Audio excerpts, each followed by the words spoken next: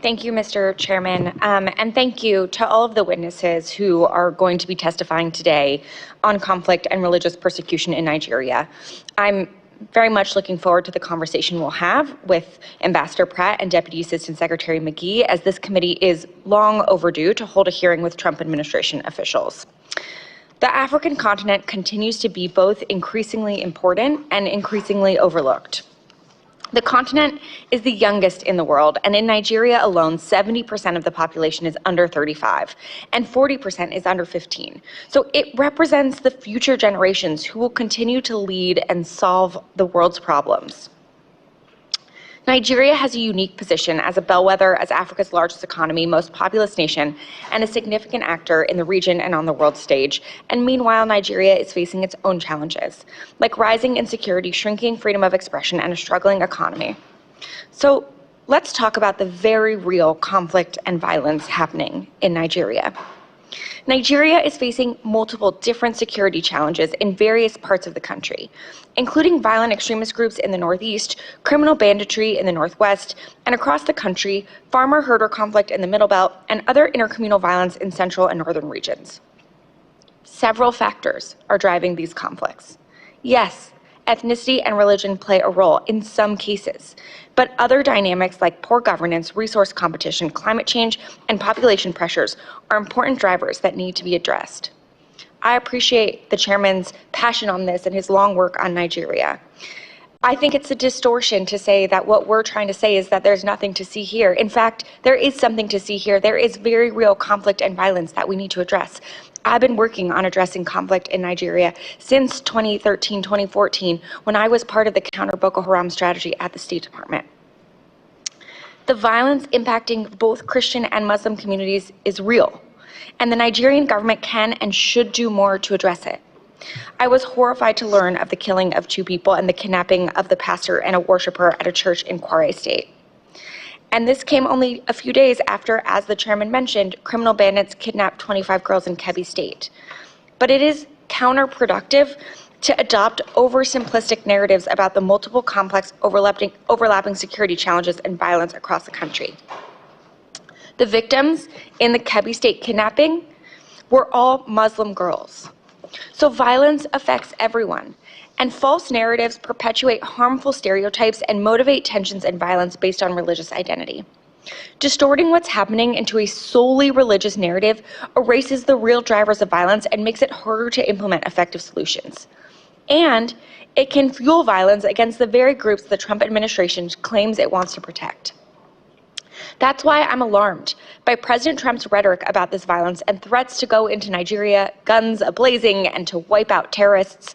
We are already receiving reports of increased tensions between Christian and Muslim populations following this rhetoric. President Trump's threat is reckless, and any unilateral military action in Nigeria would be illegal. Congress has not authorized force in Nigeria to protect Christians, and any action without Nigeria's consent violates international law. We also know that a military-first response won't actually address the violence and will do very little to protect Christian communities. As I said, I worked on Nigeria policy since I was at the State Department in 2014, so I know firsthand these security challenges are multifaceted and they require a holistic approach. A military-led approach risks more civilian casualties and impunity, which will only fuel violent extremism more. So we need to use more tools from our foreign policy toolbox if we're serious about helping Nigeria protect its citizens. That means we need to leverage diplomacy and engage with Nigeria on how we can help support their response while pushing for important reforms within Nigeria's institutions. We also need to utilize foreign assistance to fund programs to help prevent violence and address conflict drivers. But the Trump administration so far has hobbled these tools. On the diplomatic front, while I'm glad to see Ambassador Pratt will be here representing the African Affairs Bureau, we still have yet to see even a nomination for an Assistant Secretary for Africa. And we don't have a Senior Director for Africa at the NSC either. There are several emergent conflicts in Africa, including in Nigeria, but also in Sudan, DRC, and across the Sahel and in Ethiopia that demand high-level, consistent, and substantive engagement. Occasional attention from the president, while most of the time welcome, won't be enough to see lasting results on all of these different crises.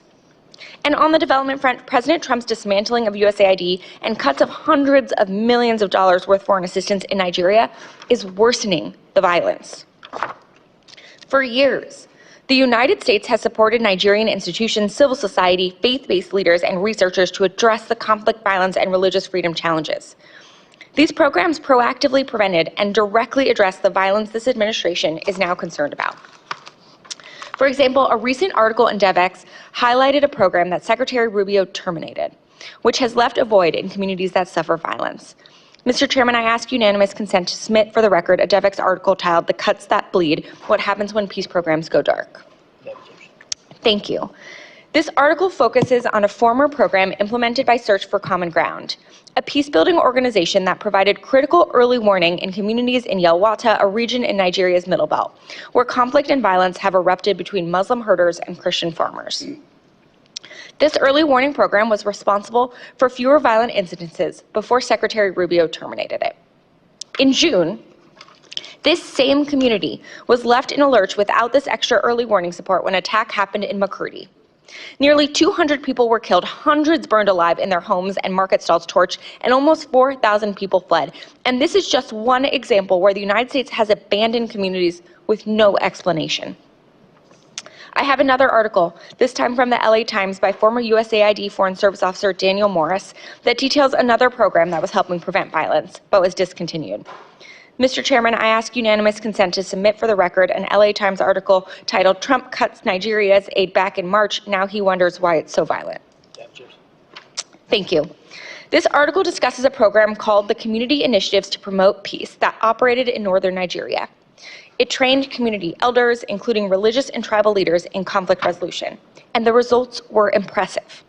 After giving one group training and making another one a control group for 6 months, each group was asked if their communities experienced violence. Here's what the article says. Only 10% of people in communities that received negotiation training and dialogue meetings said yes, compared to 41% of people in communities that hadn't.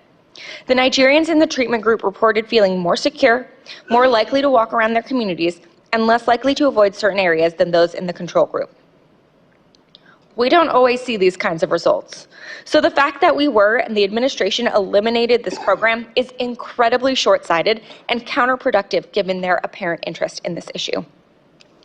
So if we want the United States to help prevent and address conflict in Nigeria, we can't pull back and eliminate our tools like President Trump has done. I urge the administration to reverse these decisions, nominate people at senior levels to work on Africa issues, and commit to working on this seriously, not just through a few Truth Social posts. So I look forward to hearing the testimony of Ambassador Pratt and Deputy Assistant Secretary McGee on what the State Department is planning to do to address the violence in Nigeria and how it plans to partner with Nigeria on doing so. And lastly, while I'm glad we have our witnesses here to discuss Nigeria today, I would be remiss to not also raise Sudan, since this is our first time with the State Department witnesses in front of the subcommittee this Congress, and we still have not had a budget hearing. The situation in Sudan is horrific. And while I'm glad to see this war finally getting high-level attention from President Trump, I look forward to hearing from Ambassador Pratt about what the department's plan is to both make a deal that brings a lasting end to the war in Sudan and invest in a real peace process for the Sudanese people. Thank you. I yield back.